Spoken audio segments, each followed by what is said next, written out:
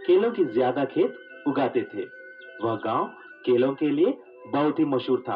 पूरे देश में बुद्धिपुर के केले एक्सपोर्ट होते थे।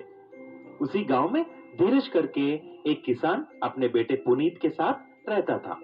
धीरज एक ईमानदार आदमी था और सबको मदद भी करता था।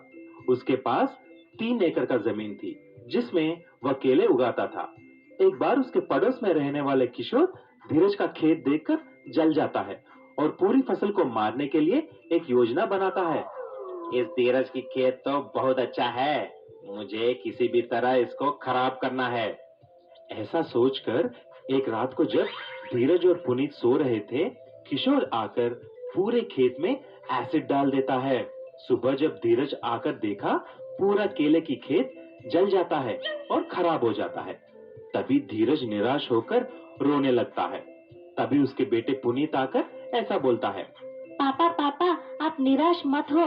मैं एक जादूगर को जानता हूँ। चलो हम उसके पास चलते हैं, शायद वो हमें कुछ सहायता करे। धीरज और पुनीत उस जादूगर के पास जाते हैं।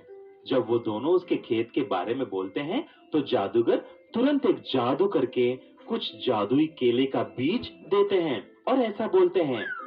देखो धीरज, मैं आपको कुछ जादुई केले का बीज देता हूँ। इसे तुम जमीन में गाड़ लो। ठीक 1 महीने के बाद जमीन खोद कर देखो, तुम्हारा जीवन हमेशा हमेशा के लिए बदल जाएगा। धीरज वो जादुई बीज लेकर घर आ जाता है और ठीक जैसा ही जादूगर ने बोलता है वैसा ही करता है। जमीन में बीज को गाड़कर खूब पानी भी डालता है। कुछ दिन के बाद देखा तो उसमें कोई भी पौधा नहीं निकला।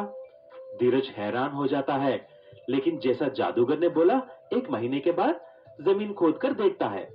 वहां पर खोदने पर धीरज हैरान हो जाता है। अरे ये क्या? हे भगवान, यहाँ पर तो एक सुरंग हो चुका है। सुरंग में जाकर देखा, वहां पर एक बड़ी सोने की केला नजर आता है। उसको देखकर धीरज बहुत खुश हो जाता है, लेकिन ये बात पूरे गांव में फैल जाती है। एक क्रेन की सहायता से सोने की केले को बाहर निकालते हैं। सारी गांव के लोग बड़े सोने की केले को देखने के लिए लाइन लगा देते हैं। तभी धीरज उस जादूगर के पास जाता है और ऐसा बोलता है। आपको बहुत बहुत धन्यवाद जी, आपके दिए हुए बीज से ही मेरा जीवन बदल गया है। ऐसा बोलते ही जादूगर भगवान की रूप ले लेते हैं और ऐसा बोलता है। बेटा, तुम एक ईमानदार आदमी हो, इसीलिए तुमको वो सोने की केला मिला है। तुम इसी तरह काम करना और सबकी मदद करना। खुश रहो बेटा। ऐसा बोलकर भगवान गायब हो जाते हैं। तब से धीरज अंडरग्राउंड से मिला वह सोने की केलों को बेचकर खुशी खुशी से रहने लगता है, लेकिन खेत में मेहनत करना नहीं भूलता है। Bigfoot auto race.